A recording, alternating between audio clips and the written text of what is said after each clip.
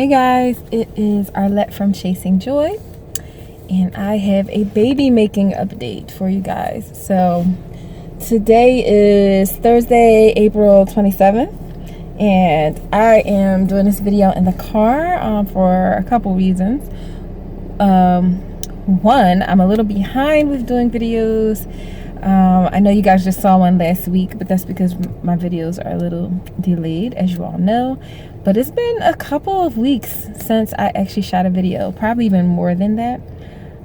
So I wanted to get one done, and I'm in my car because I just finished doing a 3.5 mile walk. I burned about 555 calories, which is good.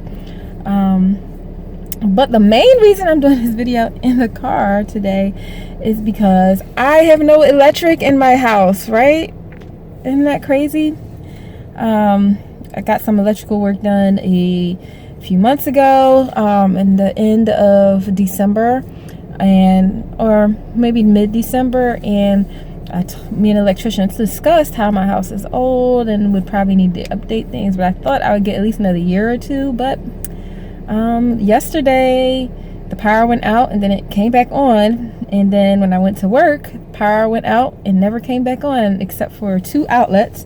So one is where one of the new outlets that the electrician put in, where my medicine is, and my refrigerator from my IVF, the medicines that I had leftovers in there. So I'm glad that was still on, and the outlet of my Wi-Fi. But I have no overhead lights, and I have to run extension cord, like real ghetto style. But I'm hoping to get all that resolved quickly.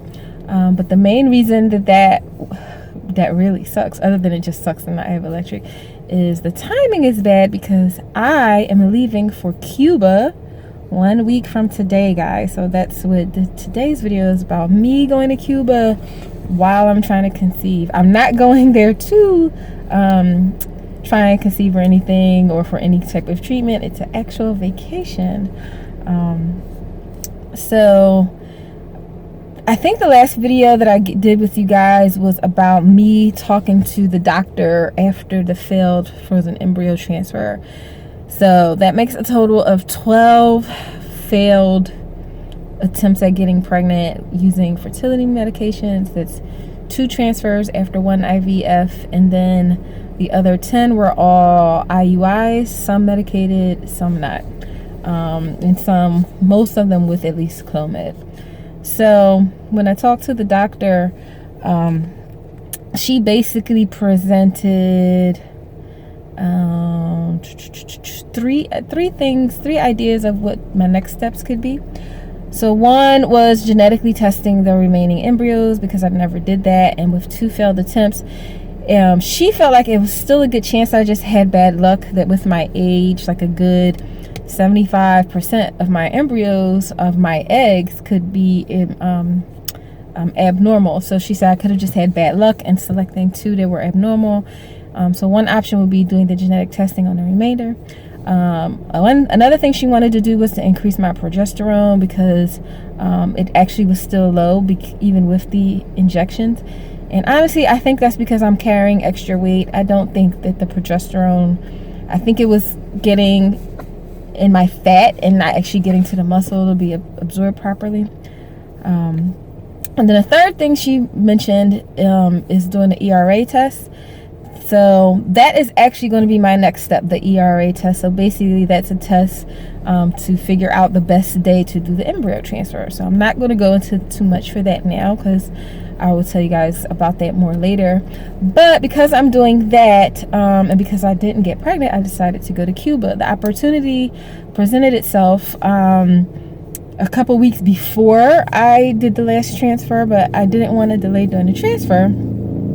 So the young lady who's planning the trip, it's a group trip of educational tours to Cuba, invited me, and I told her that if I got pregnant, I wouldn't go because of the Zika risk. But if I did not get pregnant, then I would go. But when I said that, I thought I was going to be pregnant, and that it would be like a kind of like a pointless conversation, like I was being nice. But as you guys now know, I did not get pregnant with the second transfer. And so I decided I was going to go. When would I ever have another opportunity to go to Cuba? We don't even know how long it's going to be legal for U.S. citizens to go. And I'll be going with a group, and my cousin is going to come with me, so I decided to go. So I am a little nervous to be going. The first things I did, 2 things before I ultimately decided. One was I looked it up on the CDC website, and Cuba is like a level 2 Zika risk. So level 1 means no Zika. Level 3 is like Zika is everywhere, don't go there. And level 2 is like Zika has been reported in the area, but they don't believe it to be like extreme. So I discussed it with the clinic, and they actually have a plan. So if you travel to some place where there's a potential Zika risk, the plan that they have is, 1, you try not to get bit by mosquitoes, and then 2, right after you get back, you do a blood test, and then you do a follow-up blood test 8 weeks later to make sure indeed you did not catch Zika, and if everything is good, you go from there. So I'm planning to go and not get Zika. I'm going to buy DEET. I'm going to avoid standing water, and I'm not going to be able to be covered too much because it's going to be really hot and like summer temperatures there. But I'm planning to not get Zika, and I'm going to pray about it too. And then when I come back the very next day, I'm getting blood work done, and then I get the follow-up blood work 8 weeks later. But the reason that it all works out really good is because that ERA test, which I'll tell you guys more about in another video, actually takes 6 weeks, because it's basically like a mock transfer, and then it takes a couple weeks to get your results.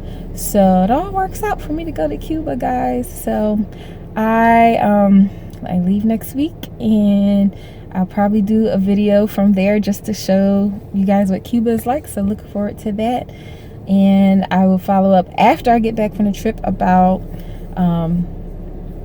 my next steps. Thanks for watching, guys. Bye.